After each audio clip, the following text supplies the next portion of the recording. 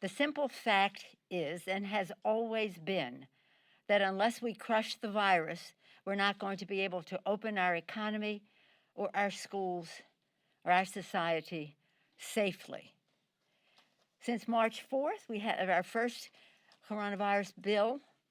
Testing has been a focal point of addressing crushing the virus. It has been in the legislation, but it has not been a priority for this administration. And so in our bill that we put forth, our HEROES Act, that honors our heroes, our state and local folks, who are healthcare workers, first responders, sanitation, transportation, food workers, who are on the front line, our teachers, they're on the front line. They risk their lives to save other lives, and now they may lose their jobs. In order to protect them and our children and our country, we have to do what we do in the HEROES Act, which is crush the virus. And it's not just about having the language as we have over and over, acting in goodwill that the administration would listen to the scientists when it came to testing, tracing, treatment, mask wearing, separation, ventilation, sanitation. Did I say that? Instead, this bill, HEROES, lays out the plan. And it is a plan that the Energy and Commerce Committee, under the leadership of Frank Pallone, put together based on science, on what we have to do to crush the virus. And why the administration decides to ignore science, has contempt for science, the death toll rises. Since we passed our bill nearly 5 months ago, over 100,000 more people have died, millions more have been infected because they want to ignore science and because they disdain governance. They don't want to say obey science that would say now you are required to do this or that. We're on a path that we should never have been on at this point. So when the president did his strange tweet that said we're walking away from the negotiations, it was like, what? We've all been working very hard to find our common ground, to agree on language so that we have an understanding of what the legislation will do. We still haven't heard back on the score of the language for testing, tracing, treating. So that means that they just want money for the president to spend on who knows what, who's showing up at one of his golf clubs or something, that he's going to go buy their stuff. But this is a plan, a strategic plan that Mr. Pallone will describe, and that scientists have helped put together and support. So when the president did his tweet, the one that said that he was walking away, I think he surprised a lot of people. I don't want to go into who they are right now, but it was a disservice to the discussion that we were having in good faith. When he walked away from the discussion, he walked away from our children. He walked away from how we can open up our schools virtually, actually, or in hybrid form, how we can educate our children. He walked away from poor children in our country in terms of the child tax credit and the child-dependent child credit and other initiatives that help the poorest children in our country. He walked away from what we were trying to do to put money in the pockets of the American people, food on the table, rent so they're not evicted. All of it coronavirus-centric. All of it coronavirus-centric. Not addressing any larger issue, coronavirus-centric. He walked away from our heroes.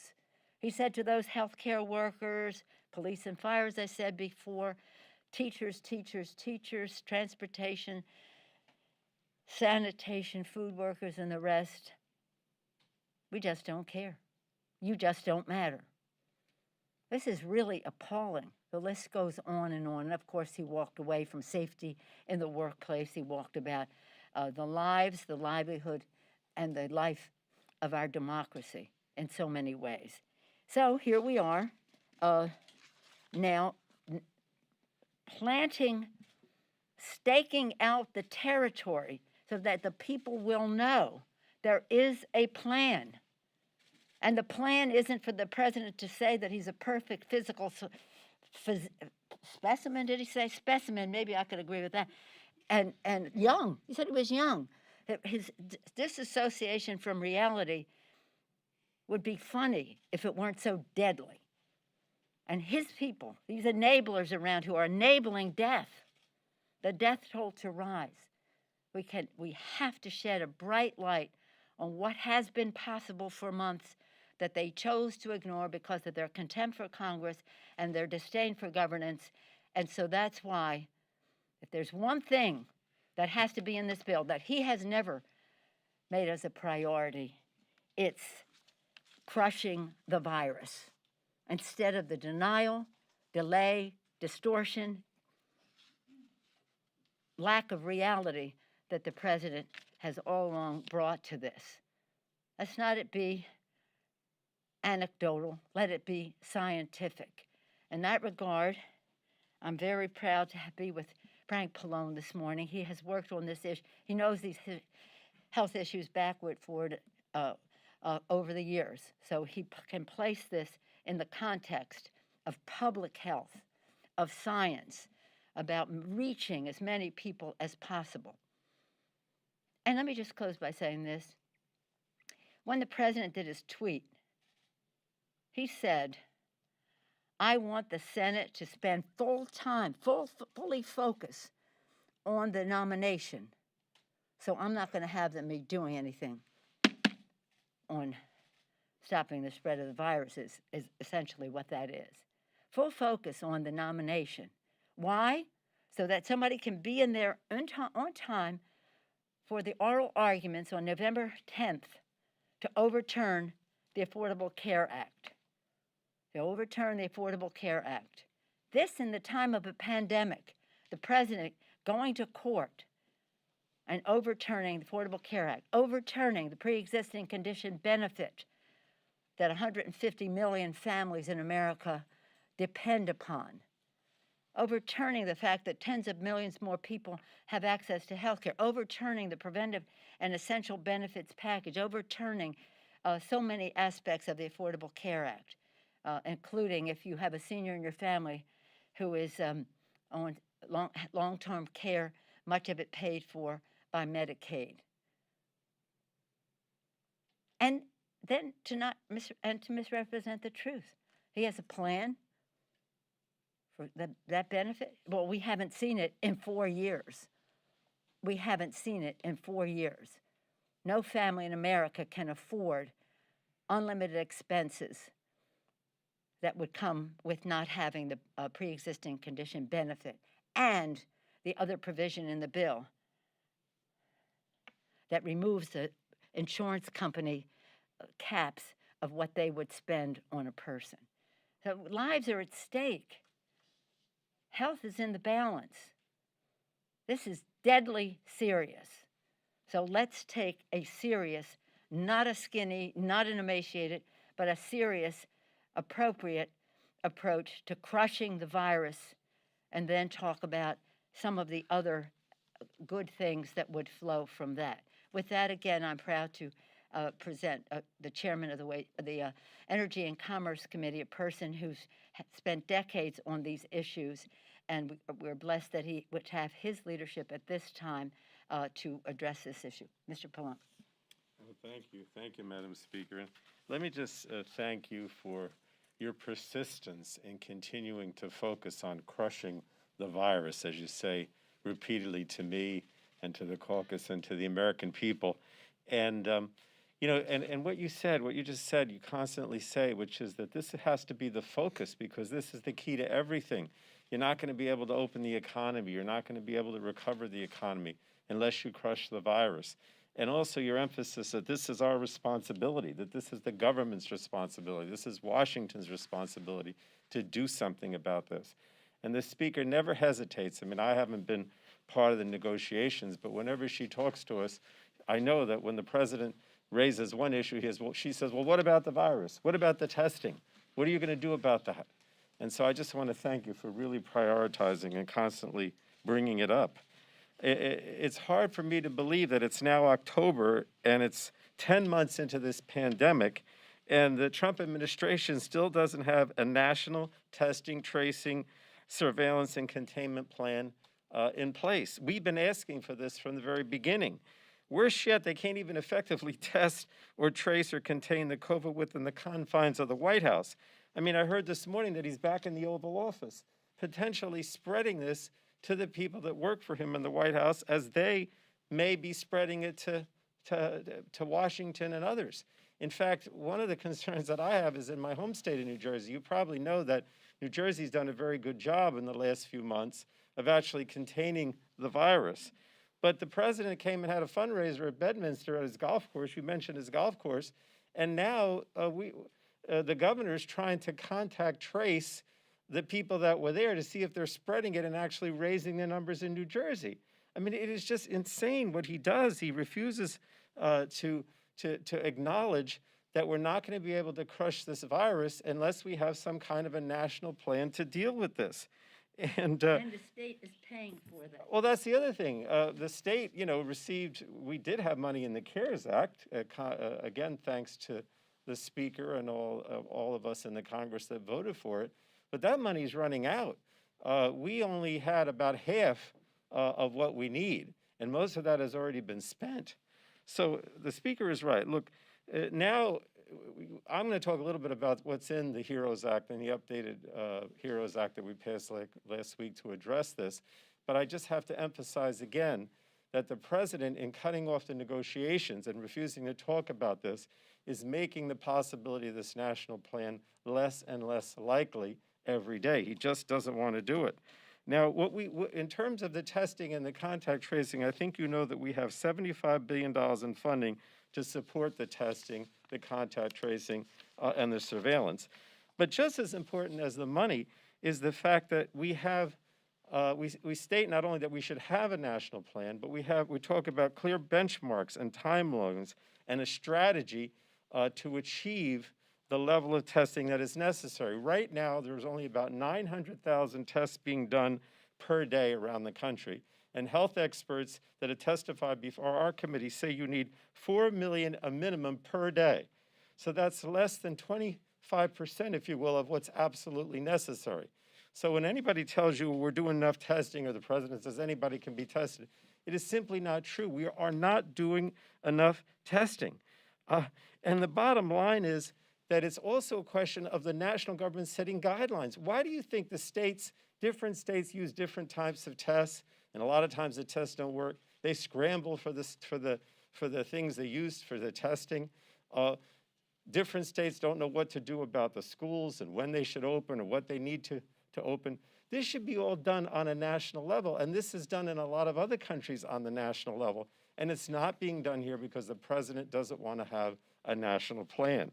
Now, we have also, as Democrats, stressed vaccines. The president until recently, only wanted to talk about vaccines. But we also, in the updated HEROES Act, address the vaccines very effectively. We create a national vaccine plan. We provide $28 billion in additional funds to develop, manufacture, and promote access to vaccines and therapeutics. Of those funds, $7 billion go to conducting activities to expand and improve vaccine distribution. A lot of that actually will go to the states, which we said need it for them to continue. And also, $1 billion goes to evidence-based public awareness campaign. The states have been asked by October 16th, which I believe is next week, to put together individual plans for vaccine distribution, and we want it to be as equitable as possible. But just like they need the money for testing, they also need the money for the vaccines if they're going to be able to have an effective plan. And the HEROES Act has that, but if it's not passed and the president doesn't address it and doesn't go back to the negotiating table, it's going to be very hard for the states to actually develop those vaccine plans that they have to put forward by next week. Now, all we've heard from the president until recently was vaccine, right? And it was obvious that he wanted to approve this vaccine by election day, whether or not it was going to be effective. Thank God, and I mean that, thank God, that the FDA went ahead and issued these new guidelines that make it clear that we have to have an additional 2 months from when the vaccine has been finally developed to actually test it and make sure we don't have adverse effects. I always say, you know, it's like when you go to the hospital and they say, oh, the operation was successful, but the patient died. We don't need a vaccine that may not be effective, but we also don't need a vaccine that's actually going to have so many adverse events that, you know, people die from the effect of the vaccine. So the bottom line is, now at least we have the FDA out there with the guidelines, but we're still concerned that he may override the FDA and just go ahead and say, well, this is a vaccine anyway, it's okay, you don't need the FDA's approval. And we want to stress that that should not happen. Now, the final thing is, within the last 24 hours, Madam Speaker, with Regeneron, it's almost as if, well, I tried the, you know, the silver bullet with the vaccine, but now I don't have that anymore, so now I'll move to Regeneron, which the experimental drug that he was treated with. And now he issued a video, I guess, in the last 24 hours saying, well, I'm going to have this thing approved by the FDA under emergency use, and I'm going to have it distributed and manufactured, and everybody's going to have it again. Well, again, language that's saying, I'm going to override the FDA, I'm going to override the science. I know what works. Needless to say, we don't know if it works, and we have no reason to believe that it's going to be available. I think they said, the company that produces it, that they have 50,000, their availability to treat 50,000 people.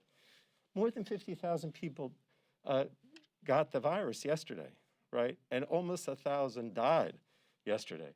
So what are you talking about, Mr. President? Once again, you're ignoring the science, you're politicizing the issue. Stop this. Help us get the HEROES Act. The HEROES Act has the tools and the resources necessary to crush the virus.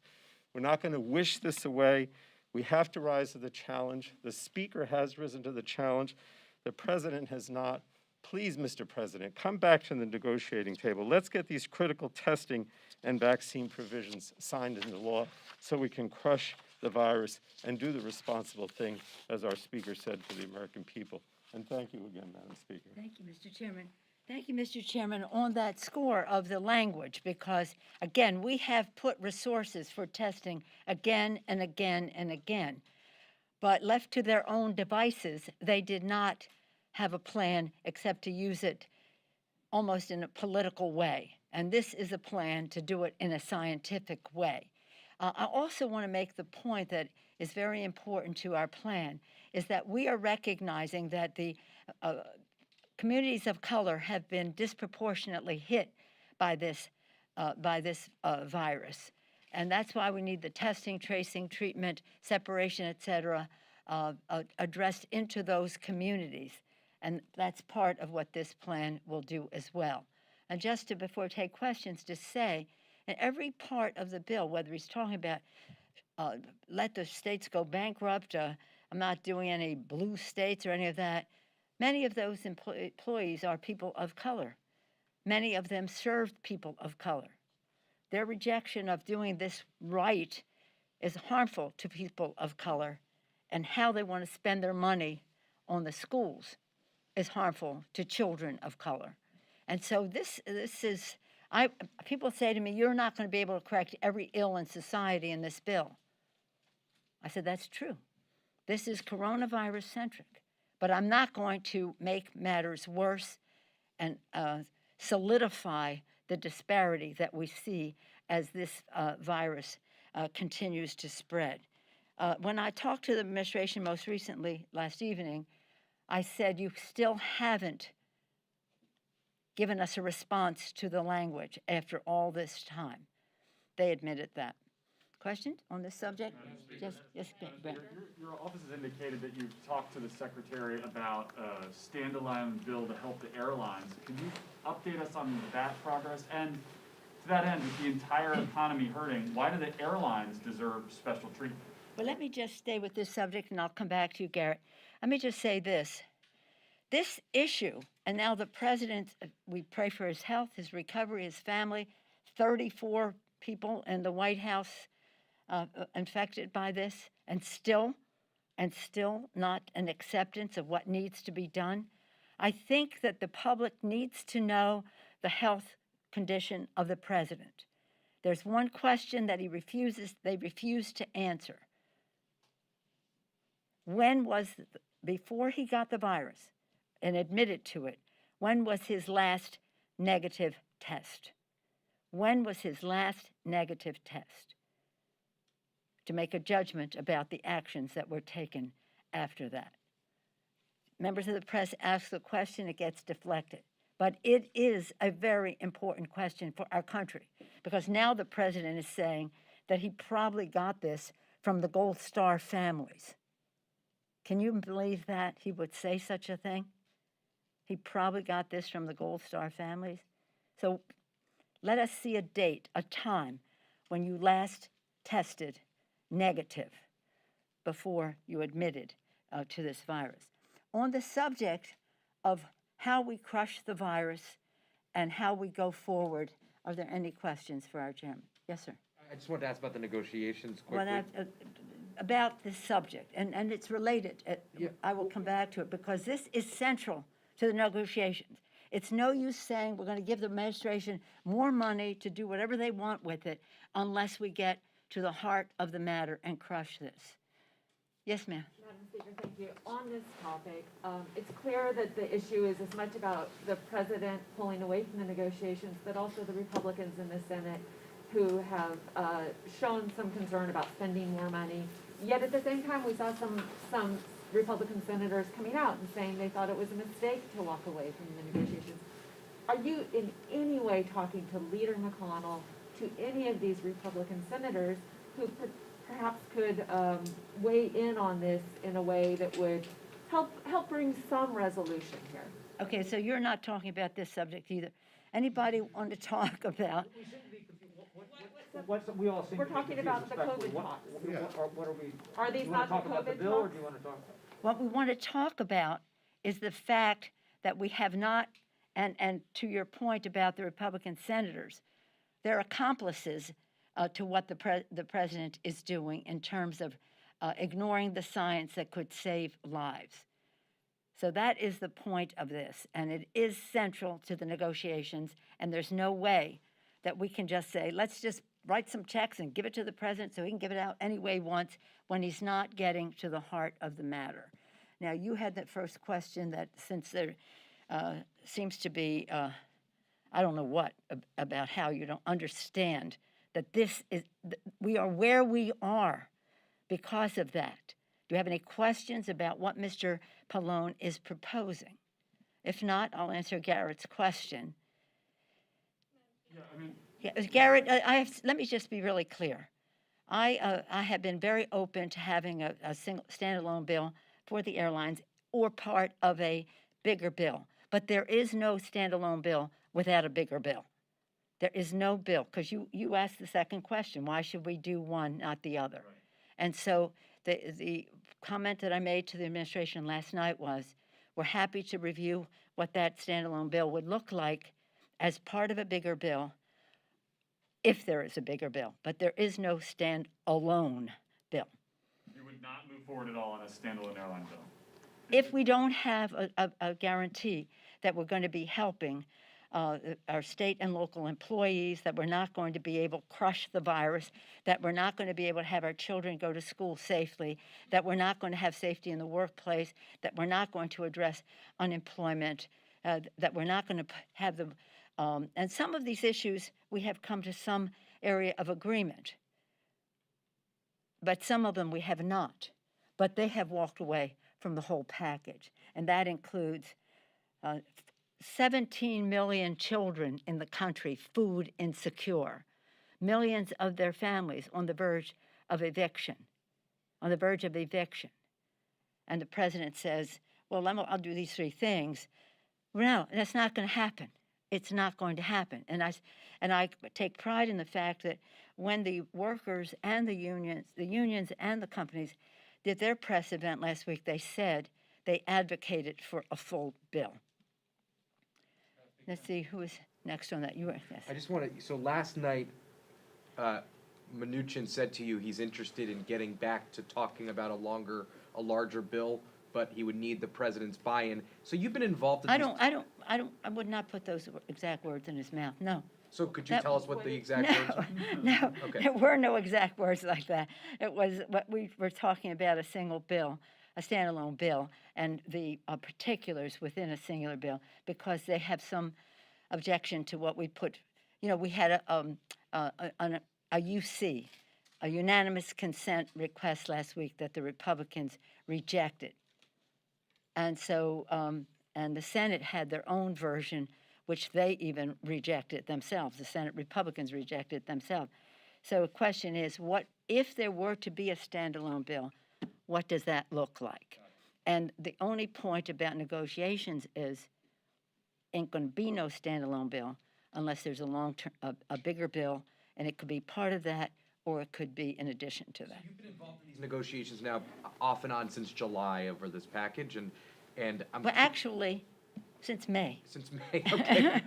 It's almost 5 months, excuse me. Even more so. So, could you just give us a sense? I mean, the president pulled away. Mnuchin seems eager to do something. I mean, give us your prospects here of where you think things are, given your talks with Mnuchin and the president and McConnell's, I guess, hesitancy to, or disagreement about the larger package. Could you just give us what your prospects are at this moment? Well, I don't know what the prospects are when we hear people saying I'm young and I'm a perfect specimen instead of addressing the fact that 50,000 people were infected, reported to be infected yesterday. Nearly 1,000 people died. What are we talking about here? Tomorrow, by the way, come here tomorrow. We're going to be talking about the 25th Amendment, but not to take attention away from the subject we have now. Okay, here's the thing. We've been working very hard on language, because if you don't have the language, you're just giving them a blank check to do what they have done, which is to ignore crushing the virus. And so what we're saying is, with all the trust that we had before, and let me use the word trust, with all the trust in the world that the argument would be so compelling to open up our economy and our schools and the rest, that they would do something, but they didn't. And now, Frank, for 5 months, it'll be 5 months in a few days, the 15th of May, 15th of October, because 5 months. So the point is that early on, we had lots of negotiations. They want to know our justification for child care, and they want to know our justification for earned income tax credit, because you know there's fraud there, right? Okay, you want to talk about fraud for the poorest people in America getting an earned income tax credit, while the president is paying $750 for his taxes in a year that he did pay taxes. So, okay, so getting back to your question, we've been working on what the language would look like. We have our differences in numbers, but it's no use having just a numbers discussion unless we know what that money is spent on. Otherwise, we're just giving billions, hundreds of billions, more than $1 trillion, $2 trillion to the president to spend any way he wants, but not to address the issues at hand. So that's why it was so disappointing. I almost wondered if Mr. Mnuchin even knew the president was going to do that. I even wonder if Mitch McConnell and McCarthy knew that the president was going to do that. You might want to ask them. But the fact is that in saying what he said, forget everything. We're just focusing on the Supreme Court nomination to overturn the Affordable Care Act, was so undermining of all of the work. There's a lot of work, a lot of staff work that goes into clarifying, so we have an understanding what the language means, making concessions here or there, or clarifications, or prioritizing in a different way. It's called legislating. It's called legislating. It's a foreign language to the White House in many respects, but it is what we have to do to save lives, and that's what we intend to do. And I was optimistic, because why would you engage in all these conversations unless you were optimistic that something could come of it? And we did move in some areas. But nothing is agreed to until everything is agreed to. That's the way it always is. Still optimistic, or are you still optimistic, or that Well, optimism? I'm hopeful. I'm hopeful because it has to be done. If the president wants to wait until he wins the election, well, that might be an eternity. But if he wants to wait until after the election, then that would be unfortunate because more people will die, more will be infected, more kids will have uncertainty about how they're learning, more kids will go without food, evictions will, moratorium is a nice thing, but somebody's got to pay the rent at some point. And again, more people will be fired from our state and local government to meet the needs of the American people. So every day of delay is a problem. But again, we're not going to again ossify the injustices that have become part of this in terms of the communities of color and just people who have a predisposition to catching such a virus.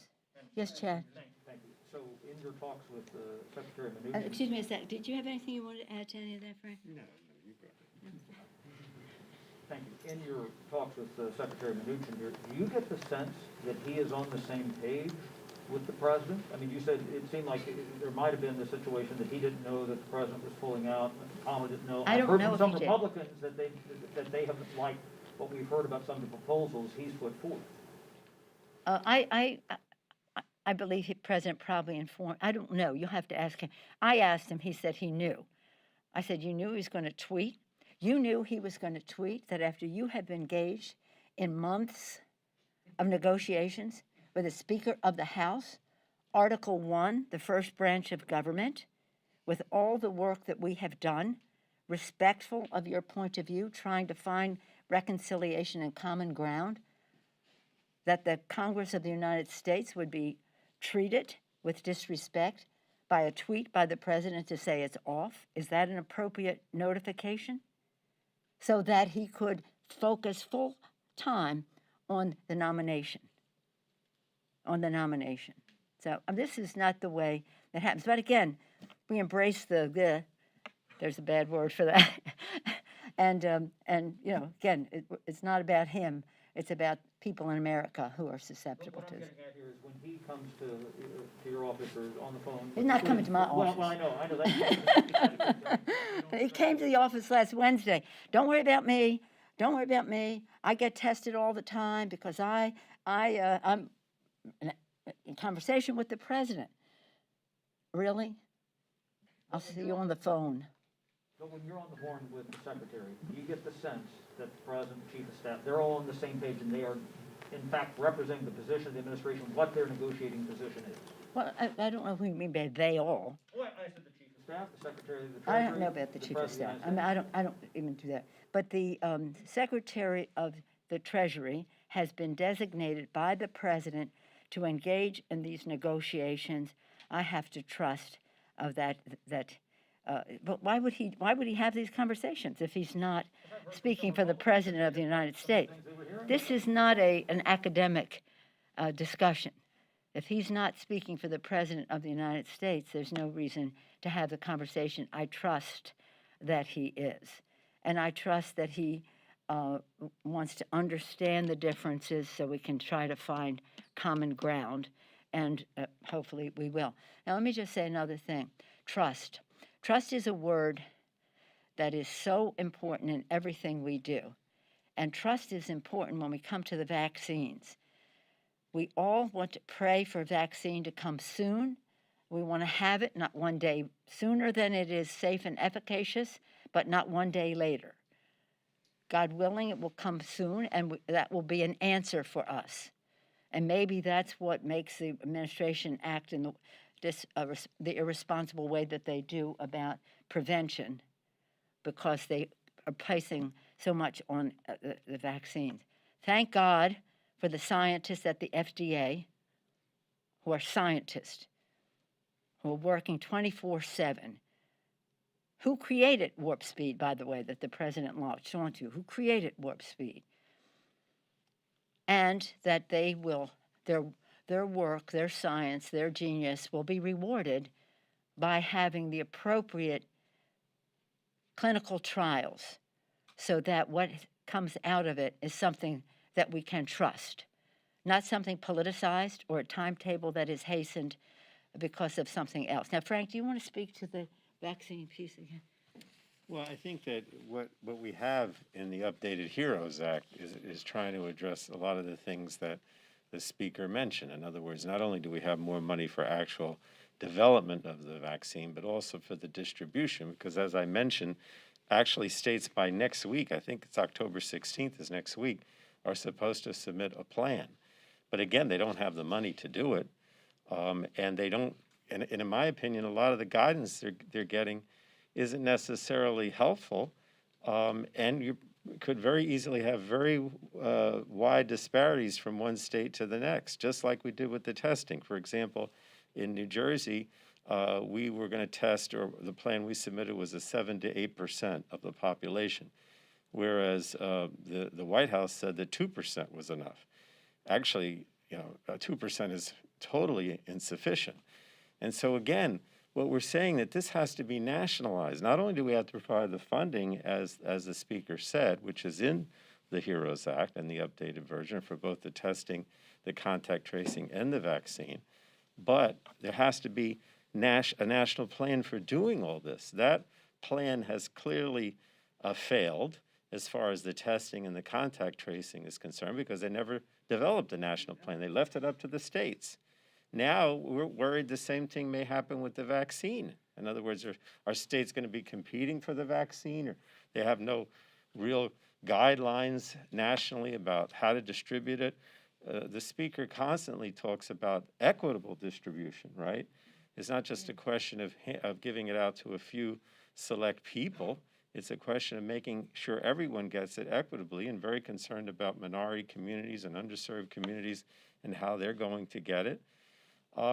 And the president just keeps saying, oh, don't worry, everybody can have a test, everybody can get the vaccine, or now, he moved on to everybody can get, the treatment that he had with this experimental drug. And there's no national plan, there's no uniformity. And he is ignoring the science once again. I mean, he said that with this latest drug that the company, I guess, within the last 24 hours asked for emergency use authorization. But a lot of the scientists are, in the media saying, we don't know whether this thing works. As Nancy said, we don't even know whether it's working on him. We don't even know when they don't give us the information about his own case. And it clearly is not available to any widespread way, even if it is approved and is effective. So, I felt, look, I can't commend you enough, Madam Speaker, because you keep saying that the heart of what happens with this negotiations has to be a national plan for testing, contact tracing, equitable vaccine distribution, and that's. And they're ignoring that, or they act like, oh, well, that doesn't matter because, that's not the main focus of what we're trying to do to crush the virus. It has to be the main focus, and that's what we're stressing. Thank you. And I come back to the word trust, because when this vaccine is put forth in a scientific way with the appropriate clinical trials and consent from the scientific advisory committee that passes on these things, that people will have trust in it and take the vaccine, because the vaccine is only as good as many people who will actually do it. And you see the numbers are very split in our country so far as to whether they would avail themselves of it. And that's why this has to be embraced for the scientific basis that it has, not ignored because of the doubt as to the timing of it that had something to do with the election, rather than the scientific evidence that it is safe and effective. Yes, sir. Just to follow up on something you just said, do you think it's time to invoke the 25th Amendment? I'll talk to you about that tomorrow. I'll talk to you about it tomorrow. I'm not talking about it today, except to tell you, if you want to talk about that, we'll see you tomorrow. But you take me back to my point. Mr. President, when was the last time you had a negative test before you tested positive? Why is the White House not telling the country that important fact about how this made a hot spot of the White House? Thank you all very much. Thank you. Thank you. Thank you. Let me just say say, we've told the White House, we're at the table. We're at the table. We want to continue the conversation. We've made some progress. We're exchanging language, and then, so we'll see how they come back. Thank you. Thank you. Thank you, Frank.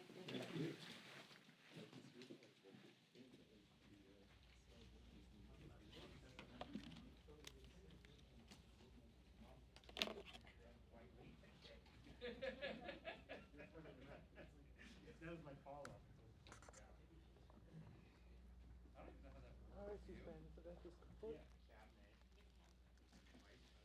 Right.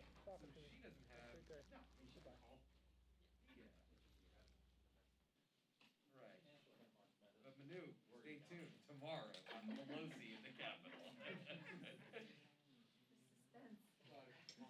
You see the feds thwarted a plot to kidnap Gretchen Whitmer? The feds thwarted a plot to kidnap Gretchen. Yeah, I guess so. Is that Michigan militia? I don't know. I didn't see. Spent a couple years in Lansing and I had some weird run-ins with just emails with the militia. Yeah, I haven't seen. It's just broken out.